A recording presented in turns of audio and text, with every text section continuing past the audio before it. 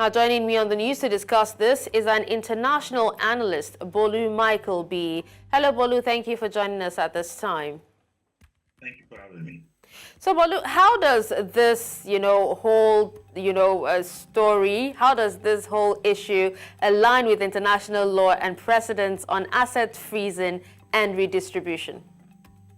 Well, it's raised a lot of questions, and my knowledge of international law, there's never been a time in history whereby funds from frozen assets, has been diverted to another cause. The reason why, assets get frozen so that entities that pose threats to international peace and security, they do so that they won't have the resources to be able to carry out their agenda, even though their effort or their action is along with sanctions. It's just like robbing Peter to pay Paul, and there's never been a time in history whereby funds have been diverted. I think that's not a good thing to do, and the house divided against itself cannot stand. Russia joined the G7 around 1997, 1998, and they got suspended in 2014 when they annexed Crimea. Next, it could be Canada, it could be US, it could be any other country. And that takes me to reminds me of the time when Gaddafi was running the Arab League about Western invasion, and he was the next to get sanctioned and punished. It could be any of the G7 countries in future.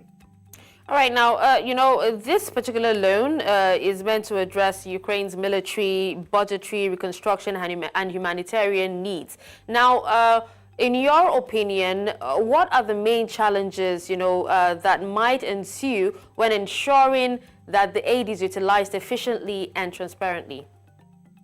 Okay, when money is involved, there's a very high chance that there might be some form of corruption.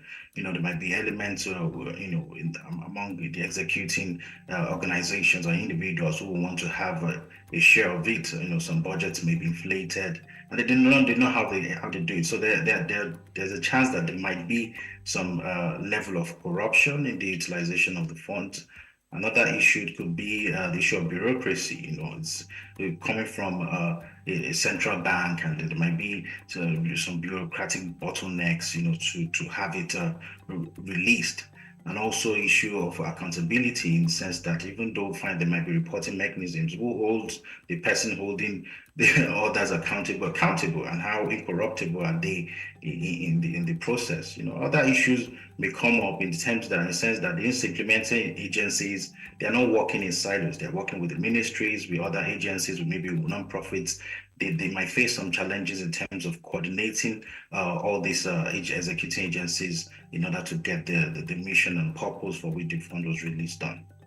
All right, now, earlier you did say this is a case of, robbing Peter to pay Paul. But in this case, Peter and Paul are enemies and they're actually fighting a war.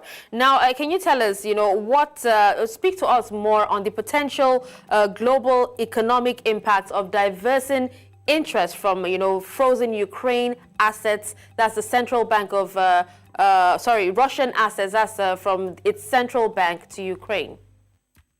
Yeah, it does have some implications in the sense that investors might be scared, to invest in Europe, saying that, oh wow, this is happening to Russia. If they invest, who knows the next European country that might be affected.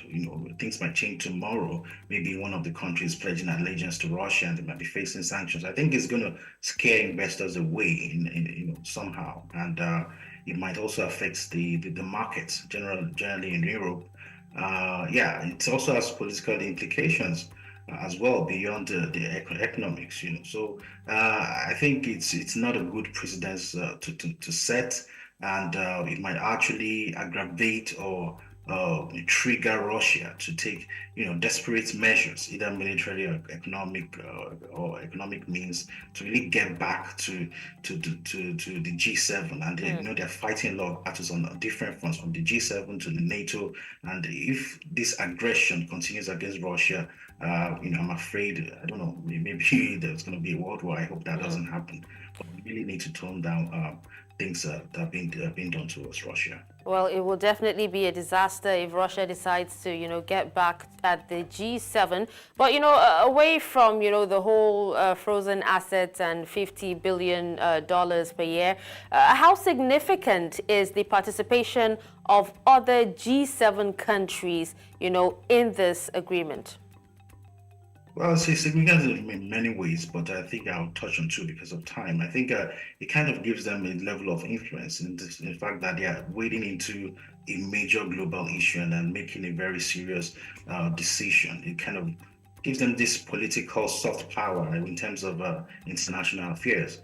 And the second aspect would be, even when an action is wrong, the fact that it has a collect, that's general consensus, it kind of gives it a level of legitimacy. So even though I'm not really a fan or in support of their action, it gives them some level of legitimacy, coming together. Because even when an action is wrong, but there's a consensus about it, it makes it look right.